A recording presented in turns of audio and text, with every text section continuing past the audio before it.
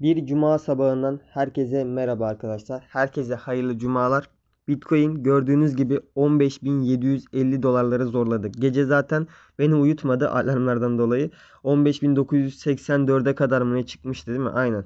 Oraya kadar çıktı arkadaşlar vadeli işlemler piyasası için. Spot piyasasında da 15.960 dolarlara çıkmıştı sanırsam. Aynen. O civarlara çıktı arkadaşlar.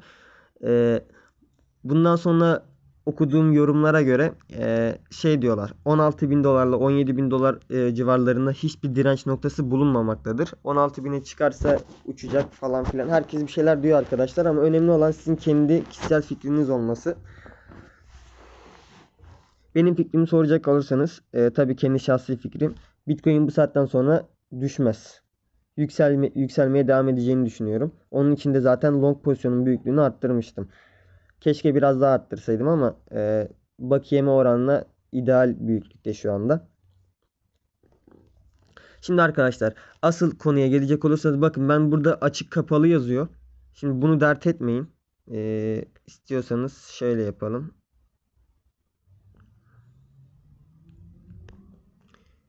Tekrar geldim arkadaşlar.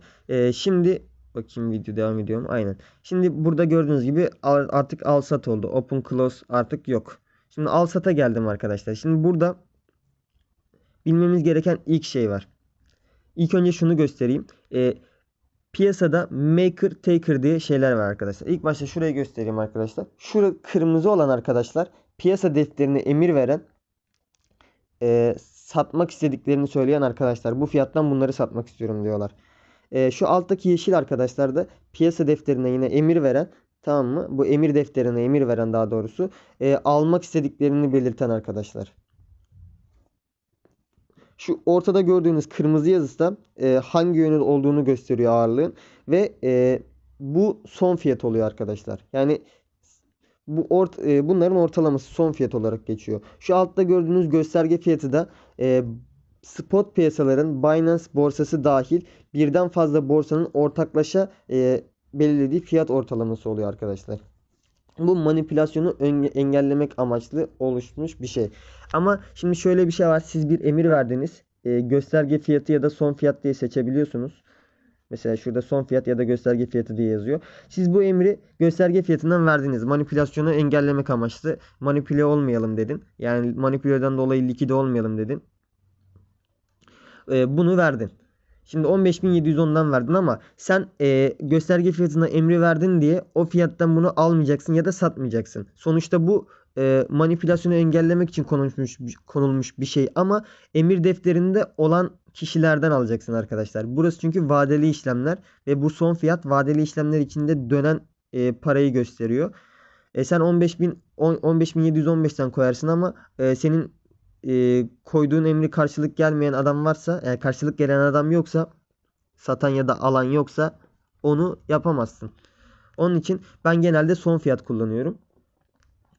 Ama bu tamamen size kalmış bir şey. Şimdi bu piyasada maker ve taker diye bir şey var arkadaşlar. Maker piyasa yapıcı demek. Taker da piyasa alıcı demek. Piyasa bozucu demek, artık ne demekse. Öyle bir şey demek arkadaşlar. Maker ile taker arasında şöyle bir fark var. Vadeli işlemlerde komisyon ücretlerinde maker taker'a göre 2 kat daha az ödeme yapıyor. Yani taker 2 kat fazla ödeme yapıyor komisyon ücretlerinde. Onu hemen şöyle göstereceğim size ama burayı mecbur dili İngilizceye almam lazım. Çünkü ayarlar kısmını kullanamıyoruz yoksa. Şimdi arkadaşlar nereden bu? Free rate. Free rate kısmına giriyoruz. İnşallah girerse. Girdi. Şimdi burada hemen göstereyim size. Bakın. Şunu bir kapatalım. Turn off diyelim. Aynen. Gördüğünüz gibi bak bakın burası spot piyasası. Şurası da vadeli işlemler arkadaşlar. Burası spot piyasası. Bilmiyorum görüyor musunuz? Şurası da vadeli işlemler. Bakın ben elimde BNB bulundurduğumda %25 komisyon indirimi kazanma fırsatını kapattım. Tamam mı? Bu seçeneği kapattım. Gördüğünüz gibi maker ve taker eşit oranda ödeme yapıyor.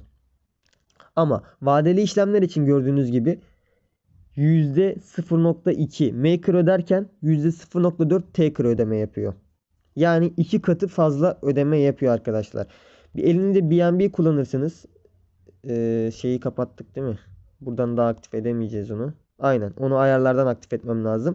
%25 bir komisyon indirimi kazandırıyor spot piyasası için. Eğer ki benim videoların açıklama kısmında ya da yorumlara sabitlediğim kısımlarda bulabilirsiniz. Koyduğum komisyon indirimi kodlarından faydalanırsanız spot piyasası için ekstra %20 bir komisyon indirimi kazanmış olacaksınız. Yani totalde %40'lık bir komisyon indirimi kazanacaksınız. Yani %0.1 yerine %0.06 bir komisyon ücreti ödeyeceksiniz spot piyasası için. Vadeli işlemler için de yine elinizde BNB bulundursanız %10 bir komisyon indirimi sağlıyor. Ekstra da benim verdiğim linkten kayıt olursanız ya da vadeli işlemlere kayıt olurken Turkey küçük harflerle Turkey referans kodunu kullanırsanız %10 bir ekstra komisyon indirimi kazanmış olacaksınız. Böylelikle ödemelerinizde komisyon indirimlerinden daha faydalanmış olacaksınız. Yani daha az komisyon ödemiş olacaksınız arkadaşlar. Kesinlikle tavsiye ederim bunları. Komisyon indirimi şeyinde kendiniz gözünüzle gördüğünüze göre şimdi hemen geri gelelim.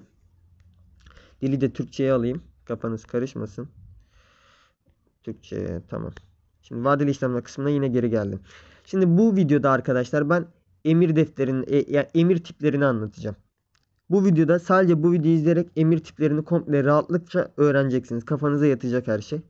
Şimdi şöyle göstereyim size arkadaşlar. Burada limit piyasa, stop limit, stop piyasa ve takip eden zarar durdur şeklinde kaç tane? 5 tane emir tipi var. Şimdi limitle başlayalım.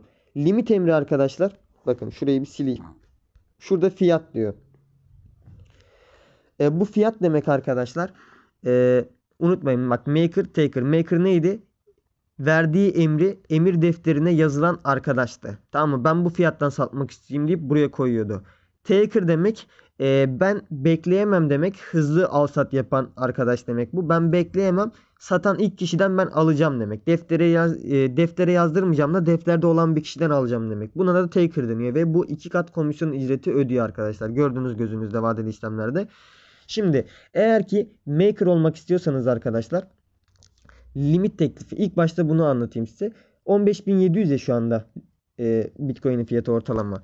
Siz gidip de 15.705'ten almaya çalışırsanız taker olmuş olursunuz. Çünkü anlık fiyatın üstünde bir fiyattan almak istiyorsunuz. Bundan dolayı taker olursunuz arkadaşlar. Yani böyle bir emir verirseniz direkt gidip ilk satan kişiden alır. Öyle söyleyeyim size.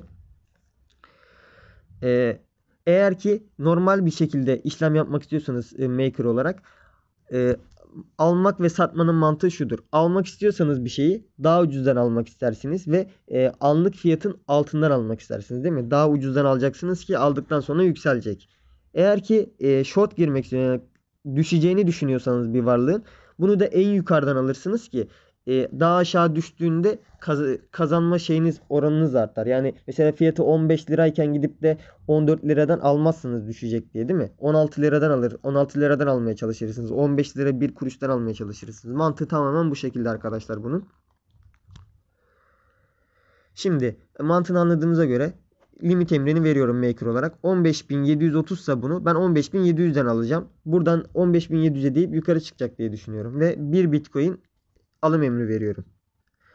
Bunu böyle verdiğimde arkadaşlar emrim gerçekleşmiş olacak. Yani emrim şu listeye düşecek ve maker olmuş olacağım. Eğer ki siz dalgınlığa gelip taker olmak istemiyorsanız mesela dalgınlığıma geldi 15.700 yazacağım 16.700 yazdım. Böyle bir şey yaparsam bildiğiniz gibi taker olacağım ve direkt benim verdiğim fiyattan değil de anında piyasa fiyatından alacak. Bunu engellemek için bakın şurada yalnızca yayınla diye bir şey var. Bak, yalnızca yayınla emirleri emrinizin piyasa emri olarak gerçekleştirilmemesini sağlar. Emrinizin bir limit emri olarak yayınlanır ya da iptal edilir diyor. Yani bunun anlamı şu. Ben 16.700'den al emri verirsem bu bir taker emri olduğu için yani anında piyasa fiyatından alacağı için arkadaşlar bunu onaylaya bastığım an yani şu anda tabii bende bakiye falan olmadığı için göstermiyor ama bu emrim direkt iptal olacak. Yani siz taker olmayacaksınız arkadaşlar. Bunu unutmayın. Yalnızca yayınla bu işe yarıyor. Sadece piyasa yapıcı olarak yani maker olarak yayınlamanıza izin veriyor. Bunu gidip de 14.700 yapsaydım yayınlardı. Ama 16.700 yaparsam yayınlamaz. Çünkü piyasa fiyatının üstünde bir şey veriyorum. Bunu yayınlamaz. Umarım aklınıza yatmıştır. Şimdi Şöyle söyleyeyim. Limit emri, piyasa emri. Şimdi piyasa emrine gelelim arkadaşlar. Bakın piyasa emrinde girebileceğiniz tek yer şu Bitcoin miktar bölümü. Yani büyüklük kısmı arkadaşlar. Bu ne demek? Piyasa fiyatı. Mesela ben buradan bir Bitcoin al dersem direkt anında piyasada ilk satan arkadaştan alır. Mesela sat dersem de ilk almak isteyen arkadaşa satar. Anladınız mı? Piyasa fiyatı bu demek. Bu çok kolay zaten. Bunu hemen geçiyorum. Şimdi burada bir stop limit bir de stop piyasa kısmı var. Şimdi stop limit kısmı arkadaşlar limitten bildiğiniz gibi bir stoptan bir limitten oluşuyor. Miktar kısmı yine 1 BTC diyelim. Şimdi bunu kapatalım. Şimdi arkadaşlar nasıl göstereyim burayı size? Limit kısmı bildiğimiz limit arkadaşlar. Yine mesela 15.734 ya mesela almak istiyorum yani artacağını düşünüyorum diyelim. 15.700'den bir Bitcoin al diyorum. Ama bunu böyle limit kısmında verdiğimde direkt emir defterine düşüyordu değil mi? Stop limitli arkadaşlar öyle değil. Bir stop fiyatı belirliyorum mesela 15.000 mesela bunu 15.700 değil de 14.700 yapalım. Mesela 15.000 dolara düşerse diyeyim benim emrim devreye girsin demek. Yani stop kısmı e, bildiğiniz anlamdaki stop İngilizce anlamdaki stop değil. Stop benim emrimi devreye sokan bir şey görev görümünde kullanılıyor arkadaşlar. Yani 15.000 dolara düşerse benim emrim devreye girecek. 14.700'den alış emri koyacak. Bu şekilde mantığı tamamen bu şekilde arkadaşlar. Anlamışsınızdır. Son fiyatta gösterge fiyatı zaten başta anlattım. Stop piyasada tam tersi. Yani tam tersi dersen şu şekilde. Mesela bir Bitcoin almak istiyorum ve stop fiyatı belirledim. Ne demiştim? 15.000 dolar. 15.000 dolara düştüğünde hemen piyasa fiyatından alacak. Yani taker olacaksınız. Şimdi burada yalnızca yayına var. Onu göstereceğim ama diğer hesabımdan göstereceğim onu. Çünkü bakiye olması gerekiyor. Şimdi arkadaşlar bunları anladığınıza eminim artık. Daha basit anlatamam buraları. Şimdi takip eden zarar durdur. Bu biraz karışık gibi gözükebilir arkadaşlar size. Şimdi bunun mantığını göstereceğim. Burada bakın bir aktivasyon fiyatı var. Burada bir anlık bildirim oranı var. Bakın şurası anlık bildirim oranı. Niye gösterilmiyor bilmiyorum ama neyse. Bir de burada miktar kısmı var. Miktar bildiğiniz gibi almak istediğim tutar. Şimdi bunu da ben kendi hesabımdan göstereyim. Şöyle. İşte zaten bende hali hazırda bir tane emrim var. Şimdi mesela ben pozisyonumu kapatmak istiyorum. Tamam mı? Burası kafanızı karıştırmasın. Bu hediye modda böyle. Yani ben pozisyonumu küçültmek istiyorum. Yani satmak istiyorum. Şimdi şöyle düşünün. Hemen takip eden zarar durdur kısmına gelelim. Şimdi burada ilk önce anlık bildirim oranı nedir arkadaşlar? Anlık bildirim oranı ilk başta aktivasyonu anlatmam lazım. Aktivasyon fiyatı mesela ben bir coin'i aldım. Nereden almışım ben? 14.593.97'den 0.5 BTC büyüklüğünde BTC almışım. Pozisyonum var, long pozisyonum. Diyorum ki ben 16.000 dolara çıktığında pozisyonumu kapatayım. Eğer ki böyle bir şey yaparsam arkadaşlar 16.000 dolara çıktı diyelim. 16.000 dolara çıktı. Ben 0.5 BTC değil 0.3 BTC yani bunun 0.3'lük bir kısmını satmak istiyorum. Bana karı ne kadarmış? 421.80 dolar para kazandıracakmış. Ama şöyle bir şey var. 16.000 dolara çıktıktan sonra 17.000 dolar, 20.000 dolar, 50.000 dolara doğru gidebilir. Eğer böyle giderse ben 16.000 dolardan sattığım için bu karı kaçırmış olurum arkadaşlar. Bunu engellemek amaçlı takip eden zarar diye bir şey var. Şimdi aktivasyon fiyatı ne demiştim? Ben 16.000 dolardan satmak istiyorum demiştim değil mi? 16.000 dolara geldiğinde benim bu emrim aktive olacak demek. Şimdi anlık bildirim oranı da şu arkadaşlar. Anlık bildirim oranı 16.000 dolara geldiğinde bu emir aktive olacak ya. Ve 16.000 dolardan sonra artık üzerine çıktı ulaştığı en yüksek miktar Bitcoin'in fiyatı. Şöyle söyleyeyim, cümle çok karışık oldu, özür dilerim. 16.000 dolardan sonra Bitcoin'in ulaştığı en yüksek fiyat neyse onu bildirim oranı anlık bildirim oranı olarak kabul ediyor arkadaşlar. Ve burada %0.1 ila %5 arasında bir değer girebiliyoruz. Şimdi bu değeri şöyle anlatacağım, anlayacaksınız. Şimdi bu yüzde anlık bildirim oranı nedir? Diyelim ki ben 16.000 dolardan aktivasyon fiyatı verdim ve 16.050 dolara çıktı. Yani artık anlık bildirim oranı 16.050 dolardan sayacak.